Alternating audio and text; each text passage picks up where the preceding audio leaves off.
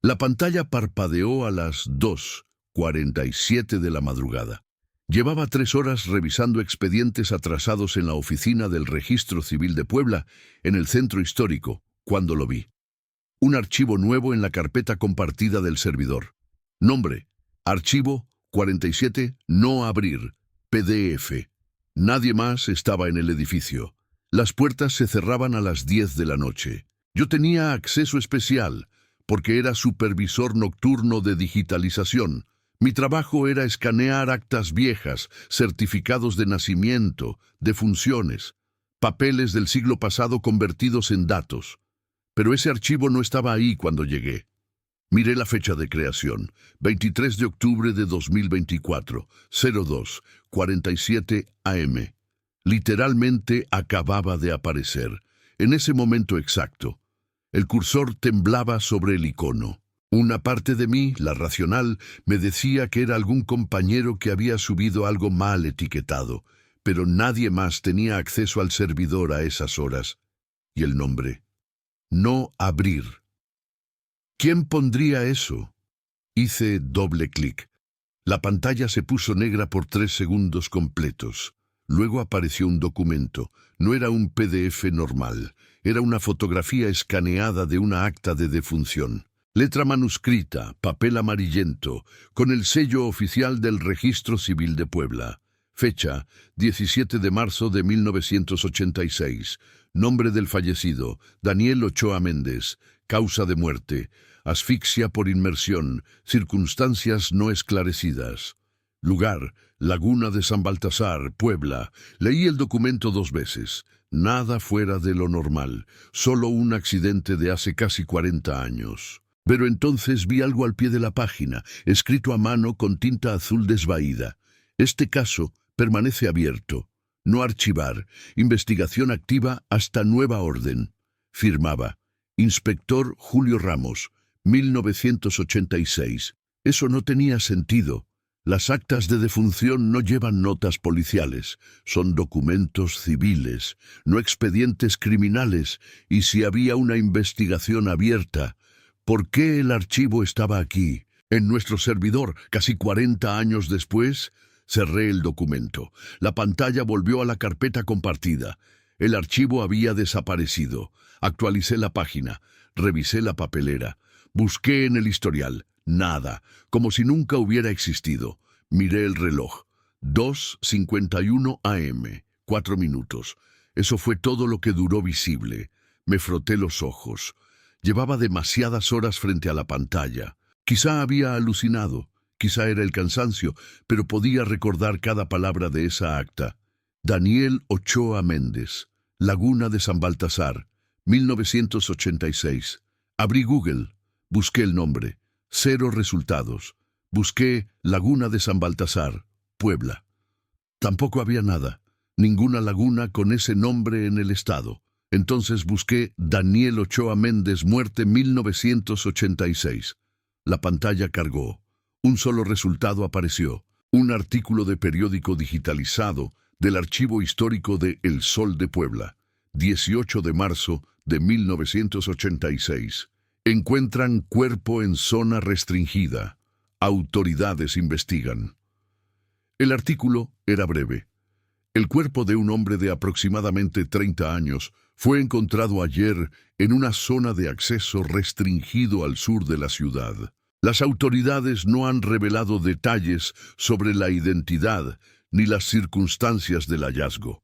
El área permanece acordonada. Se solicita a la población no acercarse a la zona conocida como El Hundido. Más información próximamente.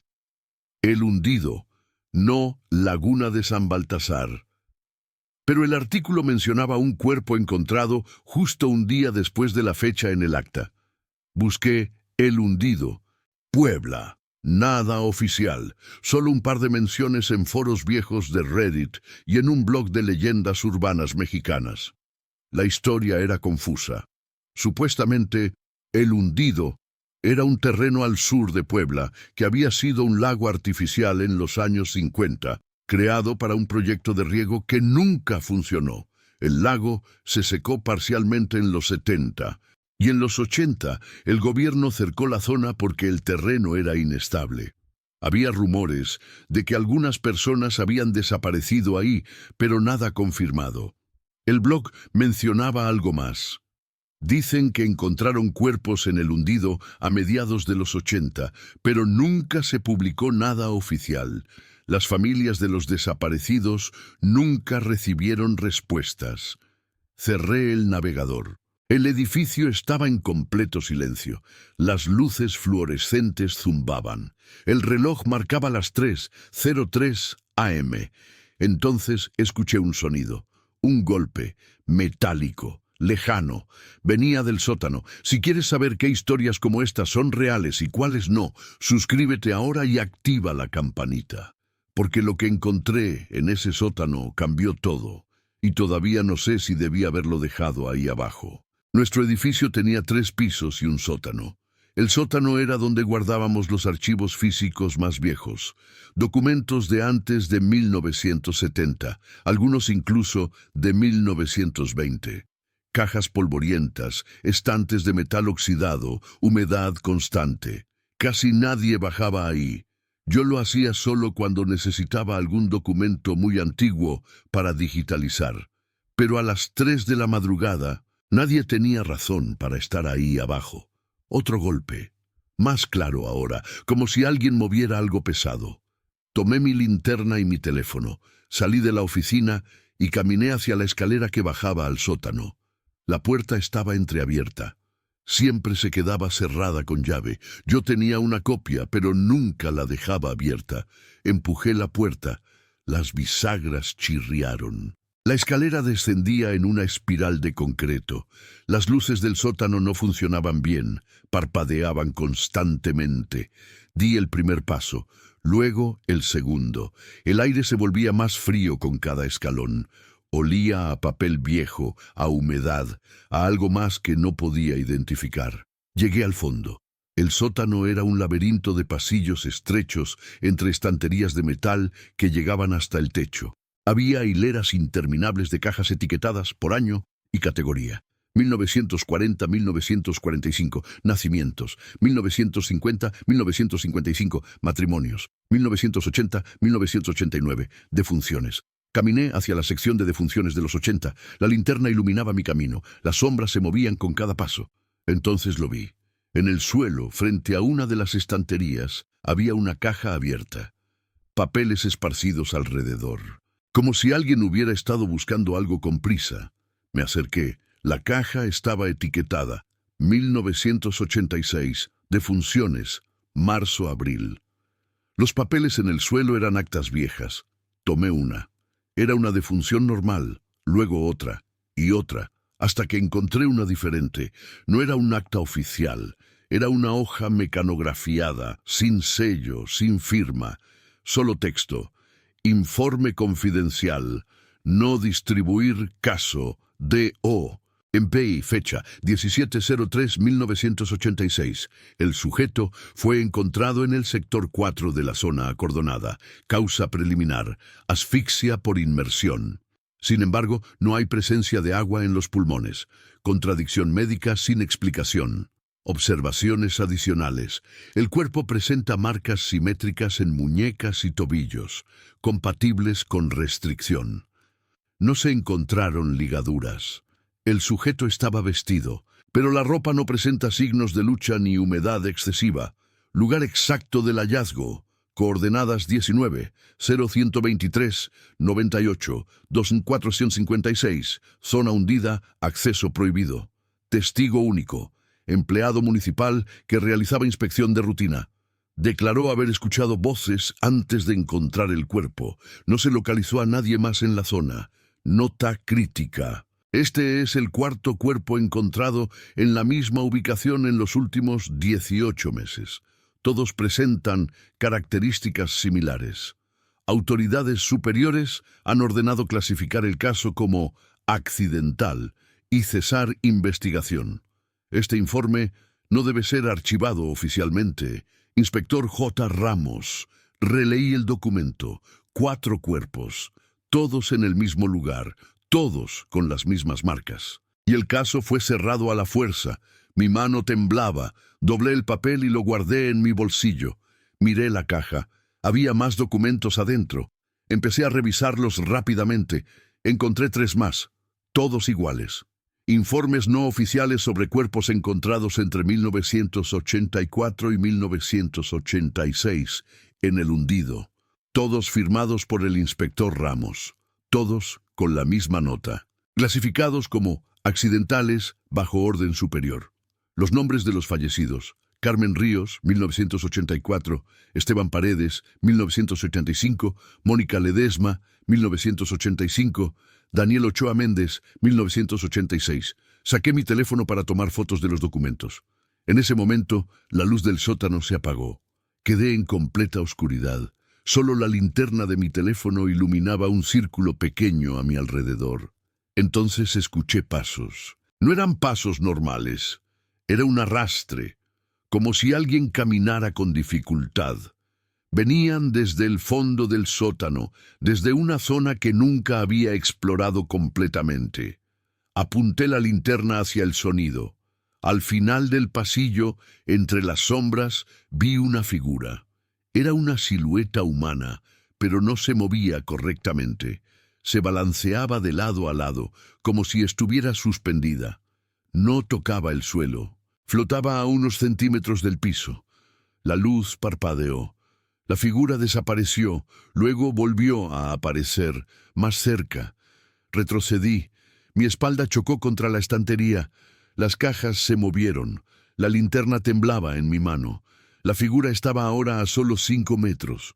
No tenía rostro definido. Era como una mancha oscura con forma humana. Pero había algo en sus manos, algo que arrastraba. Cadenas. El sonido metálico que había escuchado antes eran cadenas. Di la vuelta y corrí. Subí las escaleras tropezando. La puerta del sótano se cerró de golpe detrás de mí. Llegué a mi oficina. Cerré con llave. Me senté en mi escritorio respirando con dificultad. Miré mi teléfono. Las fotos que había tomado estaban ahí, borrosas, pero legibles. Los 4 informes. Eran las 3:27 a.m. Abrí mi computadora. Busqué las coordenadas que estaban en el informe. 19, 0123, 98, 456. Google Maps cargó. La ubicación estaba al sur de Puebla, en una zona sin nombre oficial. El mapa satelital mostraba un terreno baldío, sin edificios, sin caminos, solo tierra oscura y algunos árboles dispersos. Zoom in. La imagen satelital era de 2019. El terreno parecía hundido en el centro, como si el suelo se hubiera colapsado. Cambié a Street View. No había imágenes disponibles, demasiado alejado de las rutas principales. Busqué Inspector Julio Ramos, Puebla, 1986. Un solo resultado. Un obituario de 1994. Julio Ramos Santana, ex inspector de la Policía Municipal de Puebla, falleció el 12 de agosto de 1994 a la edad de 58 años. Causa de muerte: suicidio. Dejó una carta que no ha sido publicada. Fue encontrado en su domicilio. Le sobreviven su esposa y 2 hijos. Suicidio, 8 años después de cerrar el caso. Cerré los ojos. Tenía que pensar con claridad. Esto no era normal. Un archivo que aparece y desaparece. Documentos escondidos en el sótano. Una figura que no debería existir. Un inspector que se suicidó años después. ¿Qué estaba pasando? Volví a buscar los nombres de los 4 fallecidos. Carmen Ríos, Esteban Paredes, Mónica Ledesma, Daniel Ochoa Méndez.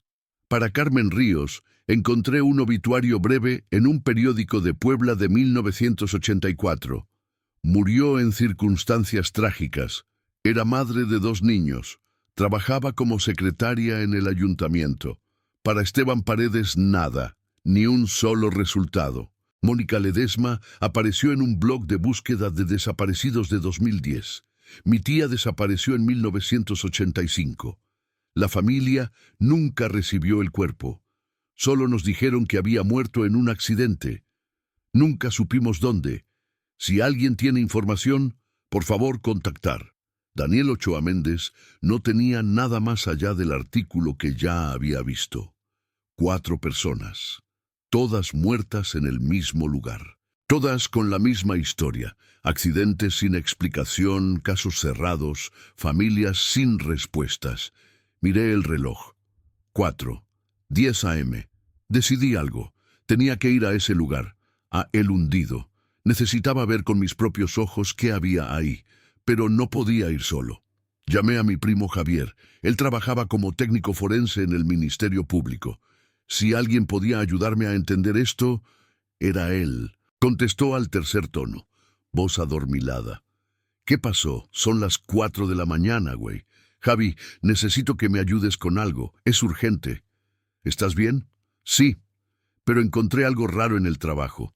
Documentos sobre muertes en los 80. Casos cerrados de forma extraña. Necesito investigar. Silencio. Luego, un suspiro. ¿Puede esperar hasta mañana? No, creo que hay algo mal con estos casos. Muy mal. Otro silencio. ¿Dónde estás? En la oficina, registro civil del centro. Dame 30 minutos. Voy para allá. Colgó. Esperé en mi oficina con la puerta cerrada. No volví al sótano. Las luces del edificio seguían zumbando. Cada ruido me hacía saltar. A las 4:43 a.m. escuché el timbre de la entrada principal. Era Javier. Le abrí. Entró con una mochila y cara de preocupación. Cuéntame todo. Le mostré las fotos de los informes, le conté sobre el archivo que apareció y desapareció. Le hablé sobre la figura en el sótano, todo. Me escuchó sin interrumpir. Cuando terminé, se quedó mirando las fotos en mi teléfono. Esto es muy raro. Los informes no oficiales existen cuando hay presión política para cerrar casos, pero 4 personas en el mismo lugar.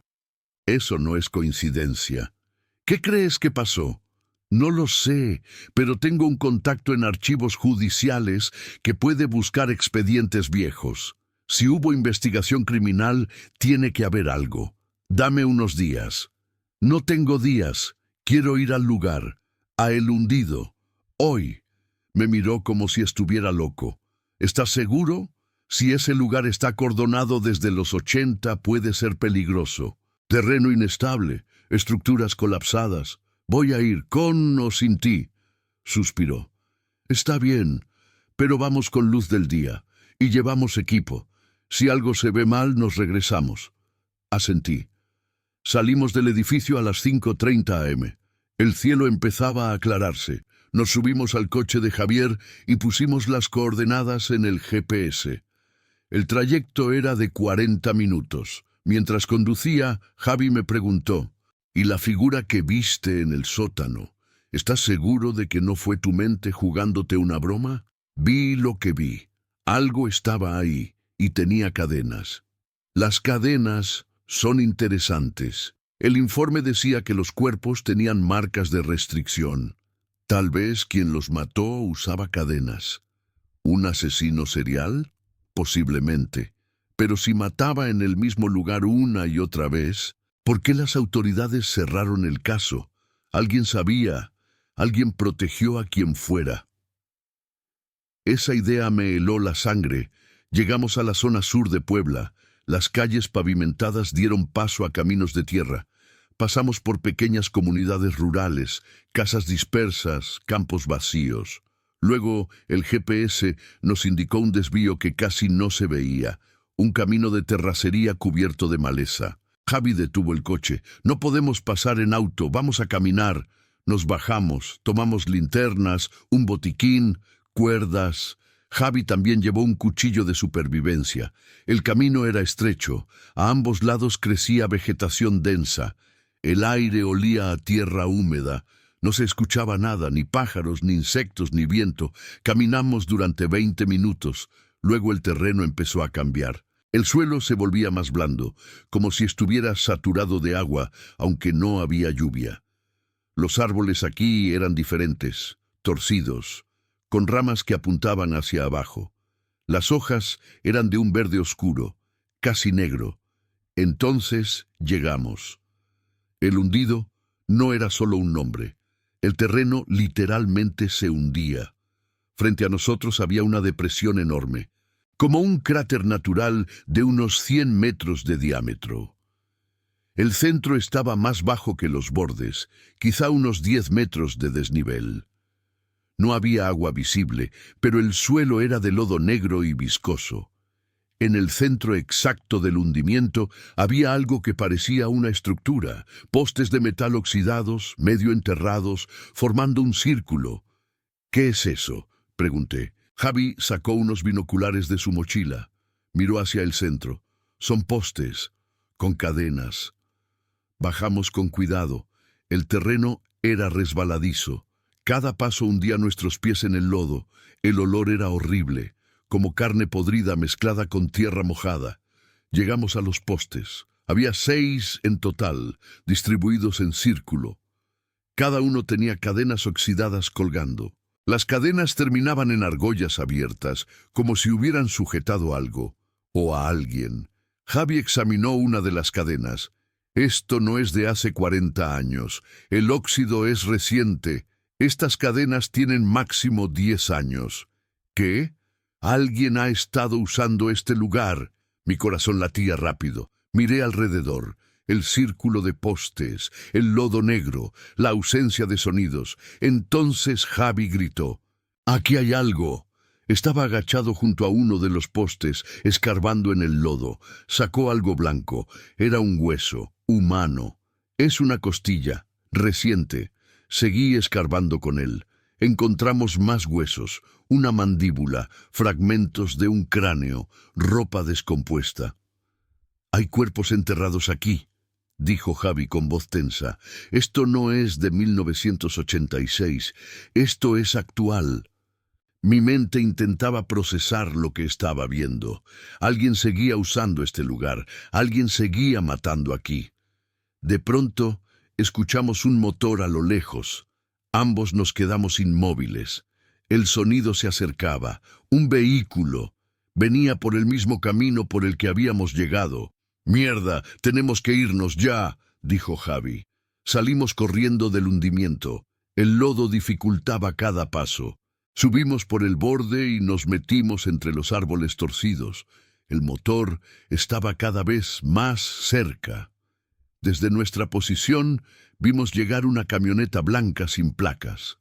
Se detuvo justo donde habíamos dejado el coche de Javi. 2 hombres bajaron. Uno de ellos era mayor, con uniforme de seguridad privada. El otro era joven, con ropa oscura. El hombre mayor miró alrededor. Luego habló con voz fuerte. «Sé que están aquí.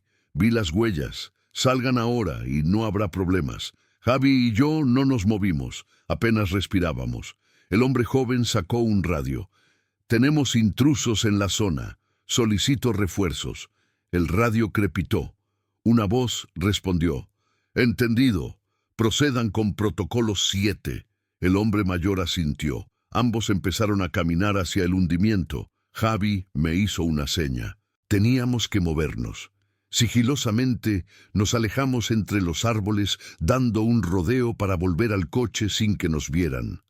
Tardamos 15 minutos en llegar. El coche de Javi estaba intacto. Nos subimos y arrancó lo más silenciosamente posible. Salió en reversa por el camino de terracería hasta encontrar un lugar donde poder dar vuelta. Nadie nos siguió. Condujimos en silencio durante 10 minutos. Luego Javi dijo: «Esa no era policía normal, seguridad privada, y tenían un protocolo. Esto es algo organizado. ¿Qué hacemos? Primero, guardamos las fotos y todos los documentos en un lugar seguro. Segundo, contacto a mi jefe en el ministerio. Esto tiene que investigarse oficialmente». «¿Y si están involucrados?». Javi no respondió. Regresamos a la ciudad. Eran las 9:30 a.m. Me sentía exhausto, sucio, con las piernas temblando por la adrenalina. Javi me dejó en mi departamento. «Descansa, yo voy a hacer llamadas. No vayas solo a ningún lado». Asentí. Entré a mi departamento y cerré con llave. Me quité la ropa llena de lodo, me bañé, me preparé un café, luego me senté frente a mi computadora. Subí las fotos de los documentos a una nube privada. Escribí un resumen de todo lo que había pasado. Lo guardé en 3 lugares diferentes. Luego busqué más información sobre el hundido. Encontré un artículo académico de 2003 sobre geología de Puebla que mencionaba brevemente: existen depresiones naturales en la zona sur causadas por colapso de cavernas subterráneas. Una de estas zonas fue objeto de un proyecto de ingeniería fallido en los años 50. El área permanece inaccesible por razones de seguridad. Razones de seguridad. Qué conveniente. Busqué sobre la camioneta blanca sin placas. Nada útil. Entonces recordé algo. El archivo original que había visto en mi computadora. Archivo 47 no abrir PDF. Había desaparecido, pero tal vez quedó rastro en el registro del servidor. Abrí mi laptop del trabajo, entré al sistema remoto, revisé los logs de actividad del servidor. Ahí estaba, una entrada a las 2:47 AM. Archivo 47 no abrir. PDF subido por usuario, admin externo, usuario externo. Alguien de fuera de la oficina había subido ese archivo al servidor. Pero eso era imposible. El servidor estaba protegido. Requería VPN y autenticación de 2 pasos, a menos que alguien tuviera acceso privilegiado. Revisé la dirección IP del usuario externo. Era local, de Puebla. Tracé la IP usando una herramienta forense básica que Javi me había enseñado. La IP correspondía a un edificio del centro, un edificio gubernamental, específicamente Seguridad Pública Municipal. Alguien en la policía había subido ese archivo a mi servidor. ¿Por qué? Mi teléfono sonó. Era Javi. No vas a creer lo que encontré. ¿Qué? Hablé con mi contacto en archivos. Busqué expedientes de Julio Ramos, el inspector. Encontró su reporte de suicidio. Pero también encontró algo más, una caja sellada con documentos personales de Ramos que nunca fueron revisados. La abrimos hace una hora y Ramos dejó una carta, pero no era una carta de suicidio normal, era una confesión. El estómago se me revolvió. ¿Confesión de qué? Ramos escribió que en 1986 descubrió una red de desapariciones forzadas operada por un grupo dentro del gobierno municipal. Usaban el hundido como lugar de ejecución. Las víctimas eran personas sin familia, sin recursos, sin nadie que preguntara por ellas. Vagabundos, trabajadores migrantes, prostitutas. Ramos intentó investigar, pero recibió amenazas. Le ordenaron cerrar todos los casos como accidentales.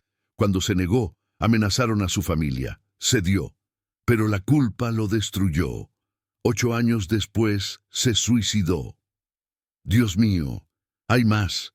Ramos escribió nombres de las personas involucradas. Algunos ya están muertos, pero uno todavía está vivo y activo. ¿Quién? Arturo Salinas. Actualmente es director de Seguridad Pública de Puebla. Silencio. Javi. Alguien en Seguridad Pública subió el archivo a mi servidor anoche. ¿Qué? Le expliqué sobre la IP, el usuario externo, todo. Entonces te están vigilando. Saben que encontraste algo. Por eso aparecieron en el hundido. Te siguieron. ¿Qué hacemos? Nos movemos rápido. Voy a entregar toda esta información a la Fiscalía Federal. Es la única forma de evitar que esto se entierre otra vez. Pero tú necesitas salir de tu casa. Ahora. ¿A dónde voy? Vente a mi departamento. Aquí estarás más seguro. Te mando la dirección. Colgó. Empaqué una mochila con lo esencial. Ropa, documentos, laptop, cargadores. Salí de mi departamento y bajé por las escaleras en vez del elevador. El edificio estaba tranquilo. Era mediodía de un martes, la gente trabajando. Salí a la calle. Caminé rápido hacia la avenida principal para tomar un Uber. Pedí uno. Llegó en 5 minutos. Me subí. El conductor era un señor mayor, amable. Puso música de banda. Yo iba mirando por la ventana, nervioso. Entonces lo vi. Una camioneta blanca sin placas. 2 vehículos detrás de nosotros. ¿Puede ir más rápido?, le dije al conductor. Me miró por el retrovisor. ¿Está todo bien, joven? Sí, solo. Tengo prisa. Aceleró un poco. La camioneta también. Estaban siguiéndonos. Le marqué a Javi. Me están siguiendo. Una camioneta blanca. Cálmate. Dime dónde estás. Le dije la calle. Está bien. Voy a mandar patrullas. Pero necesito que hagas algo. Dile al conductor que vaya a la estación de policía federal más cercana. No a la municipal, a la federal. Se lo dije al conductor. Me miró extrañado, pero aceptó. Cambió de ruta. La camioneta seguía detrás. Llegamos a la estación federal. Me bajé corriendo. Entré al edificio. Había guardias en la entrada. Les dije que me estaban siguiendo. Me pidieron identificación. Se la mostré. Uno de ellos salió a ver. La camioneta blanca se había detenido a media cuadra. Después de unos segundos dio vuelta y se fue. El guardia volvió. ¿Quiere presentar una denuncia? Sí, pero necesito hablar con un fiscal. Tengo información sobre desapariciones y homicidios. Me llevaron a una oficina. Esperé 30 minutos. Luego entró una mujer de unos 40 años, traje formal, expresión seria. Soy la fiscal Mónica Gutiérrez. Me dijeron que tiene información relevante. Le conté todo, desde el archivo en la computadora hasta los cuerpos en El Hundido. Le mostré las fotos, los documentos, todo. Me escuchó con atención, tomaba notas. Cuando terminé, se quedó en silencio unos segundos. Esto es grave, muy grave. Si lo que dice es cierto, estamos hablando de una red criminal operando durante décadas con protección oficial. ¿Puede investigar? Puedo, pero necesito más evidencia física. Las fotos y documentos son un inicio, pero necesito cadáveres, muestras de ADN, algo concreto. Mi primo es técnico forense, él vio los restos. Necesito que declare oficialmente y necesito que me lleven al lugar. Esos hombres nos vieron. Si volvemos, iremos con fuerzas federales, equipo completo. Nadie se enterará hasta que estemos ahí. Acepté. Me quedé en la estación mientras la fiscal organizaba todo. Llamó a Javi. Él llegó una hora después con su equipo forense oficial. A las 4:00 p.m. salimos en una caravana de 3 camionetas.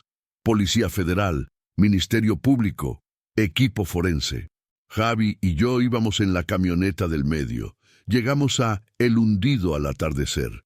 Esta vez no había nadie. El lugar estaba desierto. Acordonaron la zona. Los forenses empezaron a excavar. Encontraron 17 cuerpos. 17. Algunos eran recientes, otros de años atrás. Todos enterrados en el mismo patrón circular, alrededor de los postes con cadenas. La fiscal Gutiérrez coordinaba todo. Tomaban fotos, muestras, levantaban evidencia. Javi trabajaba con su equipo identificando restos. A las 10:00 p.m., cuando ya era noche cerrada, llegó alguien más. Un hombre de unos 60 años, elegante, con escolta. Bajó de una camioneta negra. Se acercó a la fiscal. Fiscal Gutiérrez, soy el director Arturo Salinas. Me informaron de la operación. La fiscal lo miró fríamente. Director, qué oportuno que aparezca. Vine a ofrecer el apoyo de mi dirección, si necesitan algo. Lo que necesito es que me explique por qué 17 personas fueron asesinadas en un terreno que supuestamente está bajo vigilancia de seguridad pública desde hace 40 años. Salinas no cambió su expresión. Este terreno ha estado abandonado. No es responsabilidad directa de... Tengo documentos que dicen lo contrario, y tengo un testigo que vio personal de seguridad privada vinculado a su dirección patrullando esta zona hace menos de 12 horas. Salinas me miró por primera vez. Sus ojos eran fríos, calculadores. No sé de qué habla. Lo sabrá cuando le llegue la citación formal. Puede retirarse. Salinas se quedó unos segundos más. Luego dio media vuelta y se fue. Javi se acercó a mí. Ese tipo es peligroso. Ten cuidado. Los trabajos de excavación continuaron toda la noche. Al día siguiente, los noticieros empezaron a reportar el hallazgo. Fosa clandestina descubierta en Puebla. 17 cuerpos. Investigación en curso. La historia explotó. Medios nacionales cubrieron el caso. La fiscal Gutiérrez se convirtió en la cara pública de la investigación. Yo permanecí anónimo, como testigo protegido. 2 semanas después, arrestaron a Arturo Salinas, también a otros 5 funcionarios de seguridad pública. La evidencia era abrumadora. Registros bancarios, testimonios, conexiones con el crimen organizado. El Hundido no era solo un lugar de ejecución. Era parte de una operación de desapariciones forzadas vinculada al tráfico de personas. Las víctimas eran migrantes centroamericanos. Los capturaban en las carreteras, los llevaban a El Hundido, los ejecutaban. Sus cuerpos nunca aparecían en registros oficiales, desaparecidos sin rastro. El caso se volvió uno de los más grandes en la historia reciente de Puebla. Pero para mí, la historia no terminó ahí. Una noche, 3 semanas después de los arrestos, volví a mi oficina en el registro civil. Tenía trabajo atrasado. Llegué a las 10:00 p.m. El edificio estaba vacío, como siempre. Me senté frente a mi computadora. Abrí la carpeta compartida del servidor y ahí estaba. Archivo 47 no abrir, PDF. Otra vez. Miré la fecha de creación, 23 de noviembre de 2024, 10:13 p.m. Hace 3 minutos. Mi corazón empezó a latir rápido. Otra vez, abrí el archivo. Esta vez no era una acta de defunción, era una fotografía, en blanco y negro, vieja, de los años 80 por la calidad. Era una foto del inspector Julio Ramos. Estaba parado frente a El Hundido, pero no estaba solo. Había otras personas con él. 5 hombres. Uno de ellos era joven, tenía tal vez 20 años. Pero su rostro era inconfundible, era Arturo Salinas, y en la parte inferior de la foto, escrito a mano con tinta azul, nunca termina, solo cambia de forma. Cerré el archivo, la pantalla volvió a la carpeta compartida, el archivo desapareció. Revisé el registro del servidor, usuario admin externo, IP 127.0.0. Dirección local. Alguien dentro del edificio.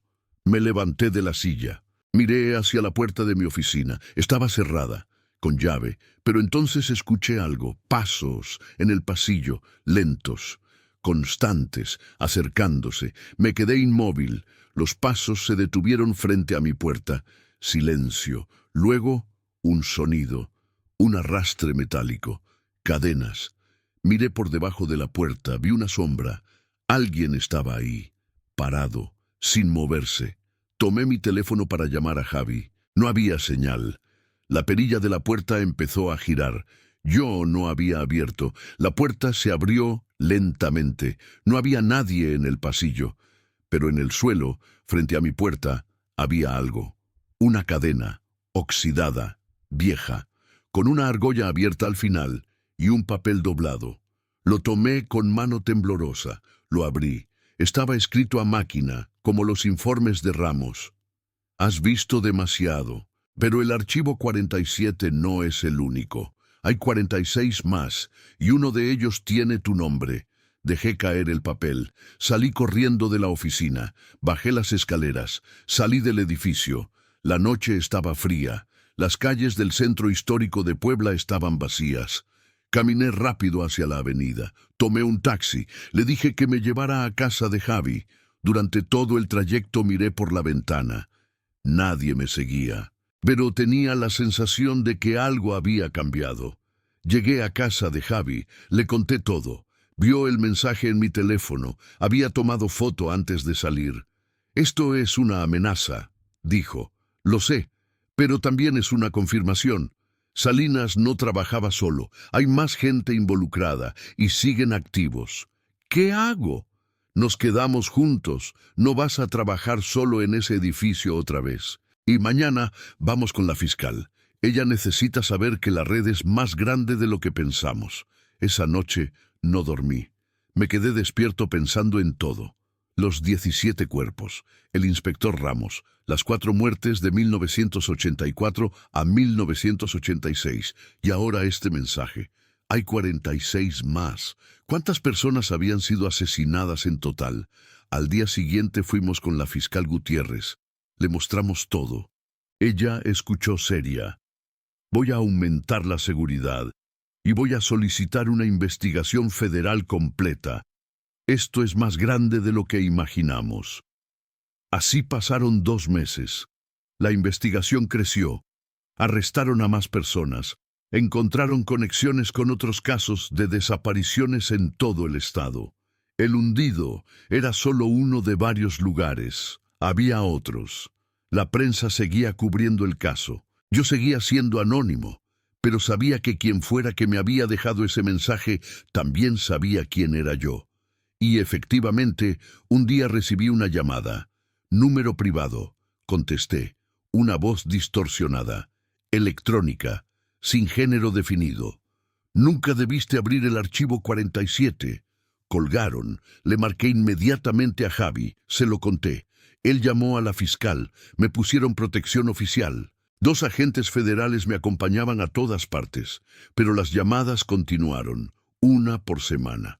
Siempre lo mismo. Nunca debiste abrir el archivo 47. Y luego colgaban. Pasaron 6 meses. El caso seguía abierto.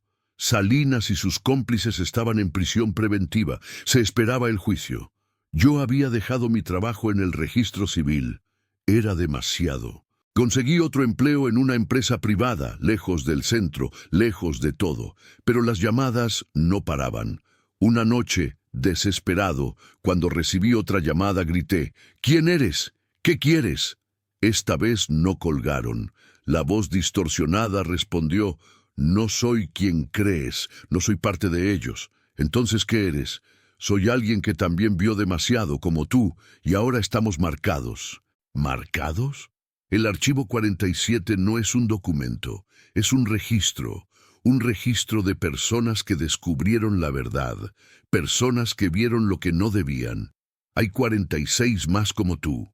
Algunos están muertos, otros desaparecieron, otros simplemente dejaron de existir. ¿Por qué me llamas? Porque necesito que entiendas algo. Lo que encontraste no fue un accidente. Te dejaron ver el archivo. Te guiaron hacia el hundido. Te usaron. ¿Qué? La red que arrestaron es solo una parte, una fracción, lo suficiente para satisfacer a la opinión pública.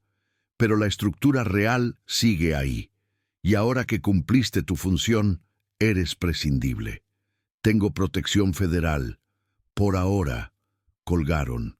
Esa conversación me destrozó. ¿Me habían usado? ¿Todo había sido planeado?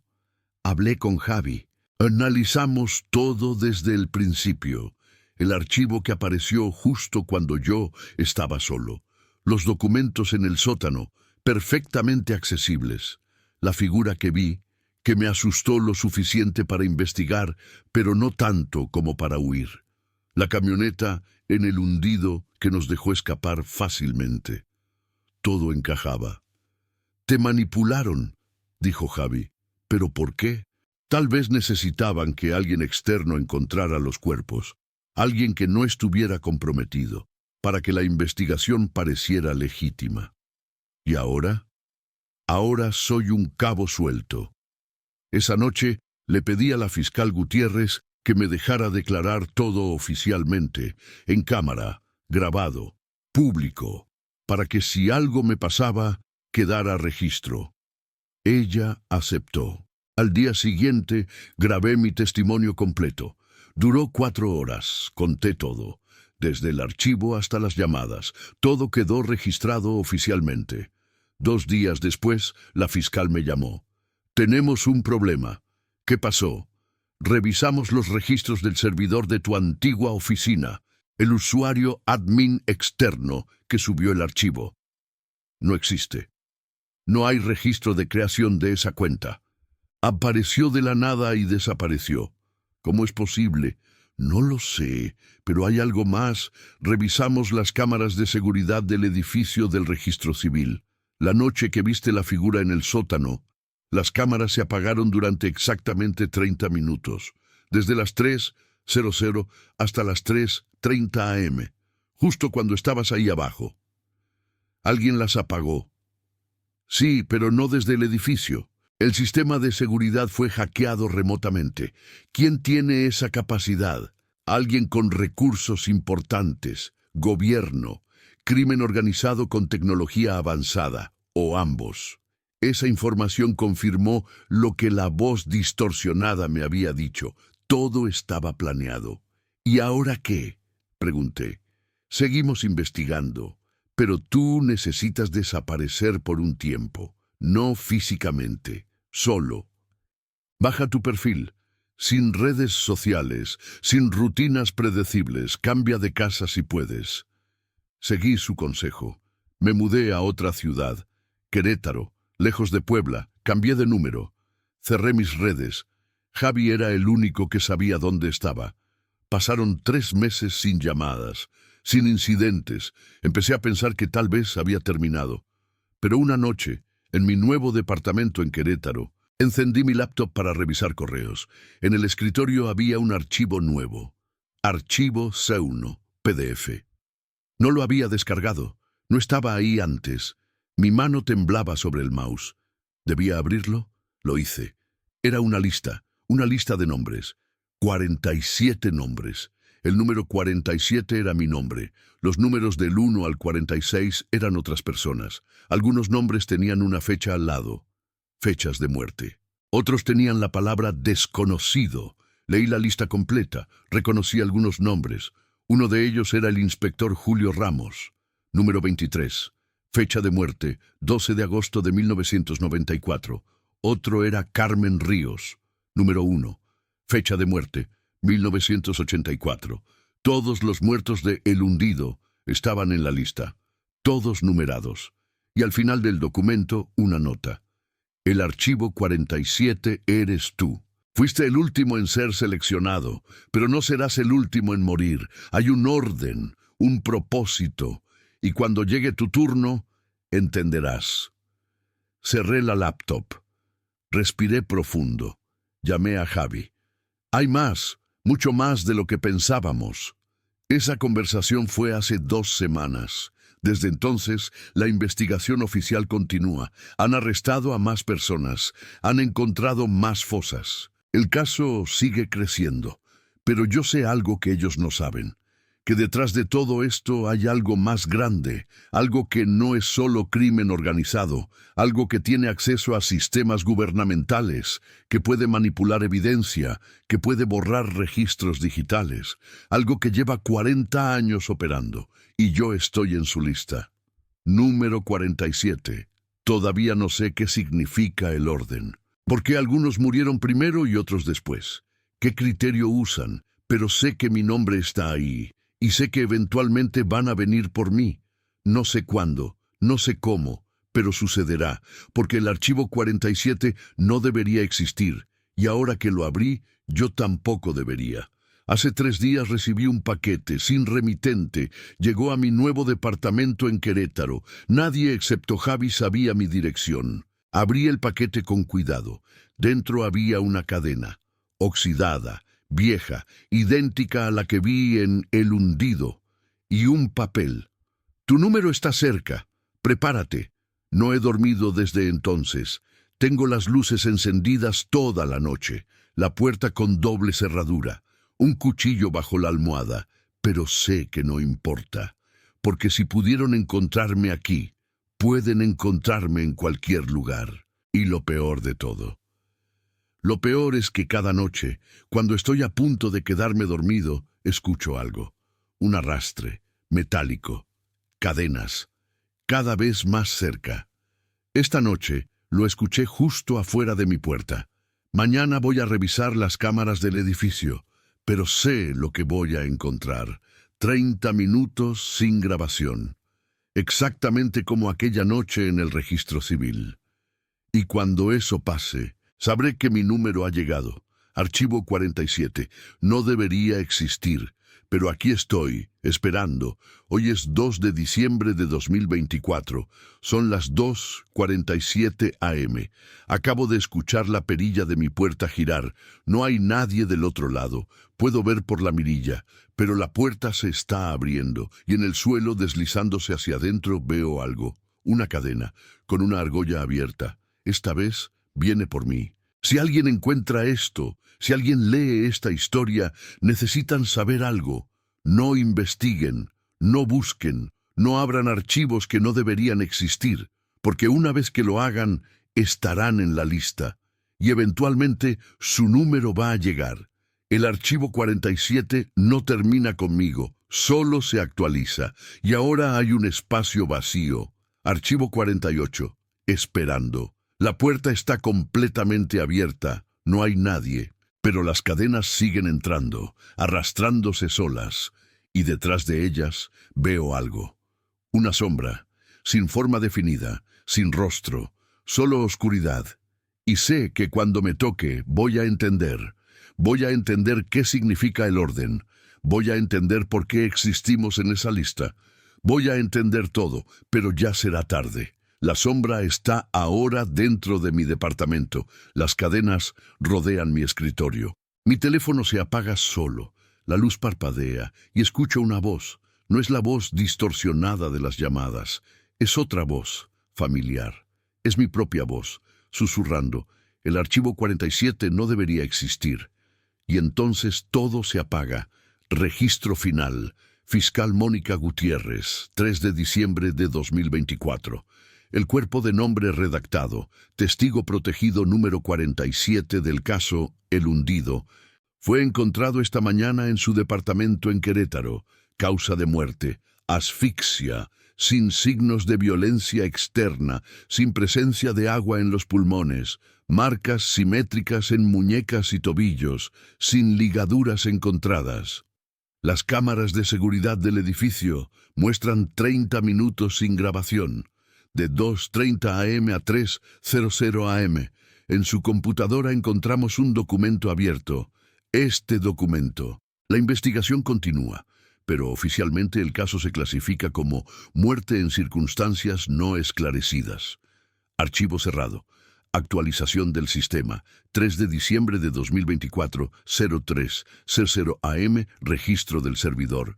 Registro Civil de Puebla. Nuevo archivo detectado. Archivo 48. No abrir PDF. Usuario. Admin externo. Fecha de creación. 3 de diciembre de 2024, 03:00 a.m. Contenido. Acceso denegado. Y así continúa, porque el archivo 47 nunca fue el último. Solo era uno más, en una lista que nunca termina, porque siempre hay alguien que ve demasiado, siempre hay alguien que abre lo que no debe, y siempre habrá un nuevo número, esperando, en la oscuridad, con cadenas y una voz que susurra: «No debiste abrirlo».